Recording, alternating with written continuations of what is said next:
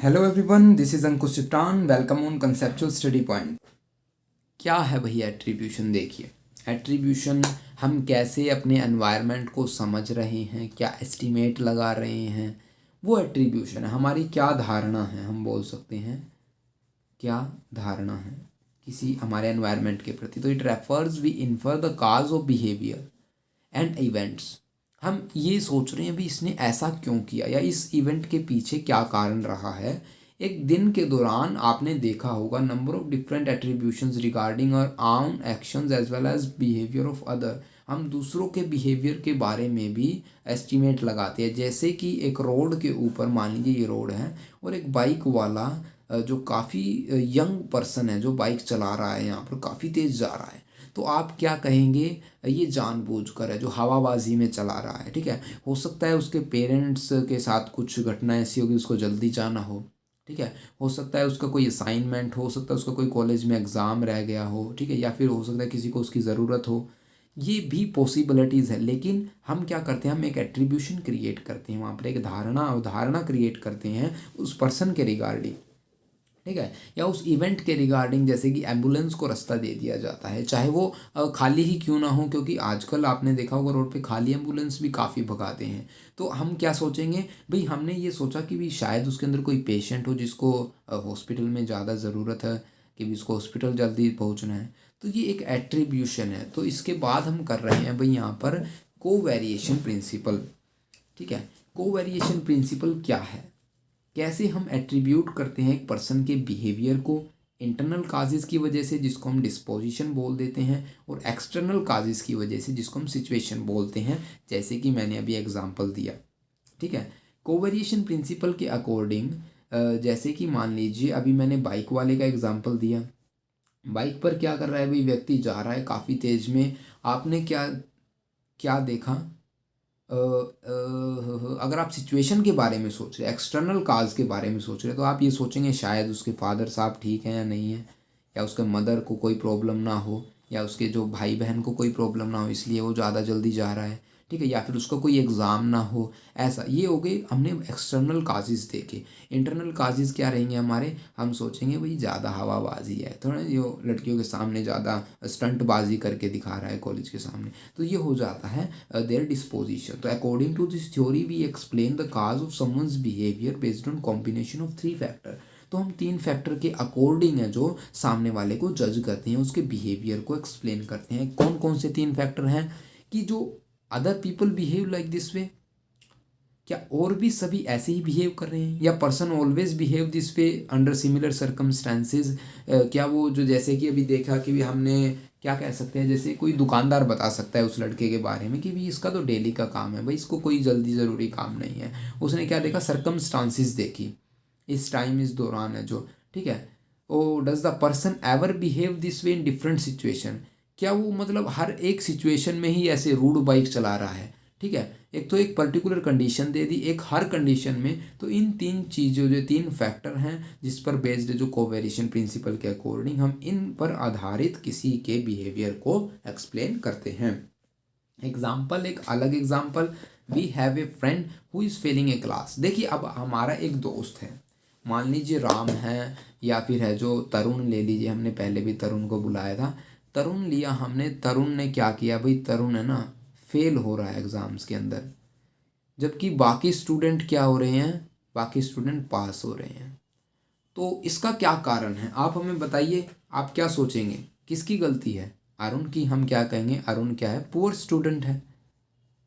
लेकिन मान लीजिए अरुण के साथ साथ सभी क्लास में 22 या 23, मतलब टोटल 30 स्टूडेंट हमने कंसिडर कर लिया, उनमें 22 स्टूडेंट है वो फेल हो रहे हैं।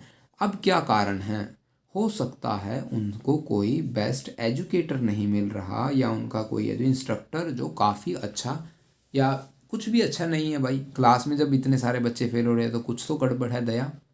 ठीक है ना, तो ऐसा एग्जाम्पल है यहाँ पर। If she usually struggle in school with most subject and has a good hard time in classes that are easy for others. जो औरों के लिए आसान है उसे मुश्किल लग रहा है, तो हो सकता है कि भी she is a poor student, हो सकता है वो पुअर स्टूडेंट रही हो।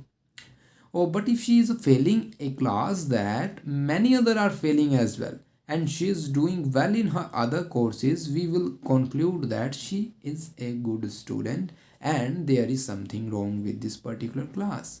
Perhaps she has a bad instructor. हो सकता है वहाँ पर एक अच्छा इंस्ट्रक्टर ना हो, हम बुरा नहीं कह सकते, लेकिन एक अच्छा इंस्ट्रक्टर ना हो। ठीक है, अब हम बात करते हैं एरर। एट्रीब्यूशन के दौरान हम कुछ गलतियां कर लेते हैं। जब हम सामने वाले के बारे में जब सोचते हैं तो कुछ गलतियां करते हैं। कौन सी गलतियां हैं?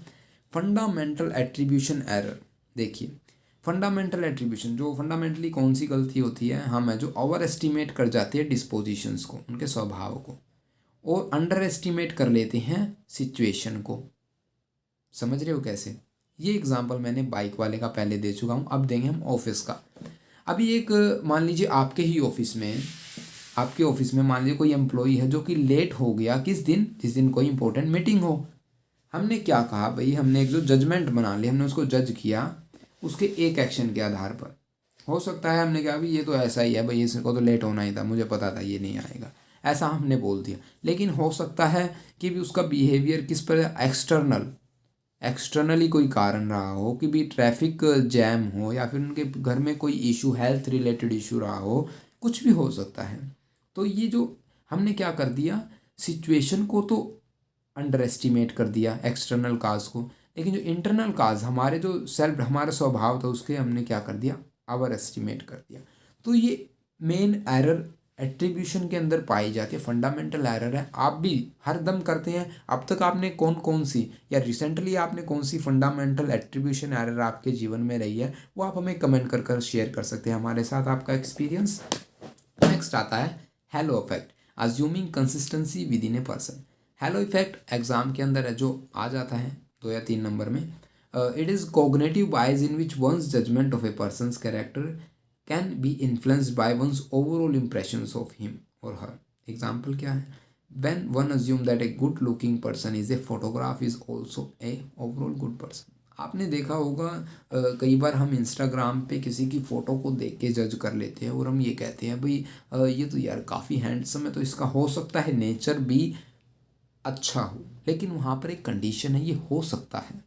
ठीक है, अगर आपने कंसिडर कर लिया कि भी एक की जो हमने जजमेंट क्या किया है कैरेक्टर को, उसके ओवरऑल इम्प्रेशन को हमने सिर्फ एक कैरेक्टरिस्टिक्स के साथ, उन पर्सन्स के एक कैरेक्टर के साथ है जो उसके ओवरऑल इम्प्रेशन को हमने जज कर दिया, किसी के जज कर दी है हमने कोई सामने वाली, तो उससे क्या होता है, वो हेलो इफेक्ट होता है।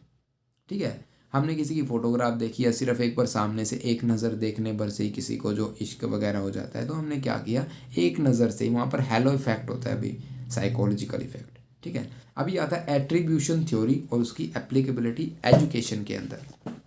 तो देखिए भाई, देखिए learners are engaged in the learning environment due to desire to develop cause to behaviour. सभी जो स्टूडेंट, आप भी अभी ये देख रहे हैं सोशल साइकोलॉजी, तो आपके अंदर कुछ जिज्ञासाएं हैं, जानने की कोशिश है, आपके अंदर इच्छा है कि भी ऐसा बिहेवियर हो रहा है तो क्यों हो रहा है, एक अच्छा पॉइंट है। Cause of behaviour are define as an individual attribution.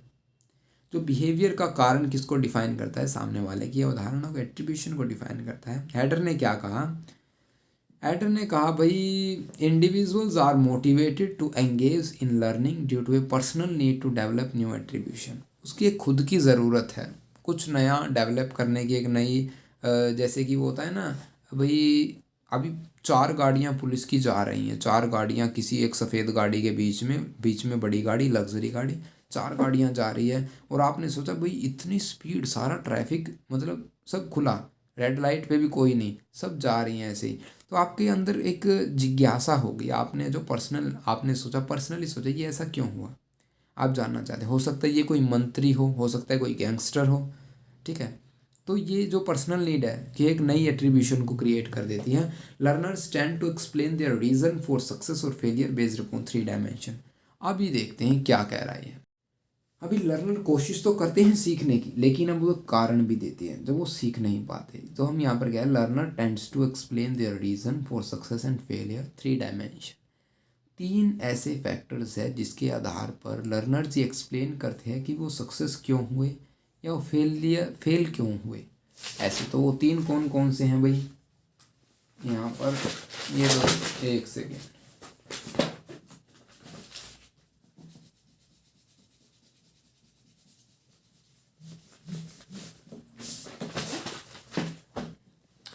Internal और एक्सटर्नल, देखिए ये कारण ना काफ़ी इम्पोर्टेंट है। आप लोगों की लाइफ में भी कुछ ऐसा हुआ होगा, जैसे कि एक बेसिक एग्जांपल के साथ बात करते हैं। आपने रात को ये ठान के सोए मुझे सुबह उठना है, ठीक है, या फिर मुझे तो यूपीएससी क्लियर करना है, या तो मुझे एक बेस्ट काउंसलर बनना है। ये इनमें से कोई भी आप एक एग्जांपल उठा लीजिए, सभी हम तीनों फैक्टर्स के अंदर यही एग्जांपल लेके चलेंगे। तो अभी इंटरनली क्या रहेगा, आपका जो फोकस आपकी कैपेबिलिटीज़ पर रहेगा, ठीक है, आपकी प्रैक्टिस पर रहेगा, आपके टास्क की डिफ़िकल्टीज़ पर रहेगा, कितना मुश्किल है और कितना आसान है, ठीक है। तो अभी मान लीजिए जिसने इंटरनली लोकस ऑफ कंट्रोल है, जिसका इंडिविजुअल हुआ है internal locus of control will more often attribute their success and failure to their ability and effort. तो वो क्या कहेगा, मैं इसलिए सक्सेस हुआ हूँ सुबह उठने में क्योंकि मैंने अंदर से ठान लिया था, या मैंने इसलिए यूपीएससी क्लियर किया क्यों मैंने सारे अपने जो मतलब क्या कहते हैं, मैंने बाहरी चीज़ों पर भरोसा नहीं किया, या फिर मैंने बाहरी चीज़ों पर ध्यान नहीं भटकाया। वो क्या कहेगा, मैंने जो कोशिश की, एफर्ट किया और मेरे अंदर एबिलिटी थी, वो ये कहेगा, क्योंकि उसका इंटरनल लोकस ऑफ पॉइंट, इसलिए इसको इंटरनल कहा गया। अभी जो कि फेलियर में क्यों हुआ, जो कारण होता है वो एक्सटर्नल लोकस ऑफ कारण में होता है, क्योंकि वो क्या कहेगा कि मैं पास हो गया यार, मेरा एसआई का पेपर क्लियर हो गया क्योंकि मेरा लक था, ठीक है। वो एबिलिटी और एफर्ट पर उसको कोई ताल्लुकात नहीं होते, कोई संबंध नहीं उसे कि भी मैंने कितनी मेहनत की, वो डायरेक्ट कहेगा मेरा तो लक था भाई, अपना तो सिक्का चलता है, मैं सुबह उठ गया, आँख खुल गई तो उठ गया, वरना तो मैं सो गया था। अब स्टेबल और अनस्टेबल क्या कहता है, स्टेबल और अनस्टेबल, स्टेबिलिटी डिफाइन करती है consistency of relationship between casual factor and outcome of the behaviour. अभी मान लीजिए कंसिस्टेंसी कैसे रिलेट करती है, अगर आप लगातार किसी भी चीज़ को टाइम दे रहे हैं ना, तो उसका आउटकम आपके हाथ में ही है, ये कंसीडर किया जाता है। ज़्यादातर जब भाई हम किसी को टाइम देते हैं तो वो चीज़ हमें टाइम ज़रूर देती है, वो हमारा टाइम ज़रूर लेके आती है। कामयाब होने का एक ये मुझे जो आप मान लीजिए मंत्र लगा लीजिए, कुछ भी लगा लीजिए, एक अच्छी लाइन है ये, ठीक है। आप किसी को समय दीजिए, वो भी आपको समय देगी, या वो आपका समय देगी, एक बेहतर समय आपको ला कर देगी, ठीक है। तो एबिलिटी और task difficulty are consider to be relative to a stable relationship between casual factor and behaviour our time. ये जो स्टेबल रिलेशनशिप क्रिएट करते हैं, लेकिन जो लक के ऊपर बात करते हैं वो अनस्टेबल नेचर होते हैं, समझे, उनका स्टेबिलिटी नहीं रहती उनकी लाइफ के अंदर। अब रहती है बात कंट्रोल और अनकंट्रोलेबल बिहेवियर की। मान लीजिए अभी आप नींद को ही कंट्रोल नहीं कर पा रहे, ठीक है। If your behaviour is controllable then individuals की कैपेबिलिटी है कि वो अपने आउटकम को प्रभावित कर ले, उसके बिहेवियर को प्रभावित करेगा। अगर आप ये सोच रहे भी मैंने तो आँख खुलेगी तो खुल जाएगी, अदरवाइज़ मैं तो उठने वाला नहीं हूँगा, ठीक है। अगर आपने सोच ही लिया है कि भी मैंने तो भाई उठना ही उठना है, मैंने तो अलार्म लगा रखे हैं 4, तो आप उठ जाओगे, क्योंकि आपने कंट्रोल्ड कर रखी है अपनी कंडीशंस को, अपने बिहेवियर को, ठीक है। यदि आपका बिहेवियर कंट्रोल्ड नहीं है तो आपका आउटकम भी फिक्स्ड नहीं होगा, वो प्रभावित नहीं होगा आपकी कैपेबिलिटी के अकॉर्डिंग। तो ये थे हमारे 3 फैक्टर्स।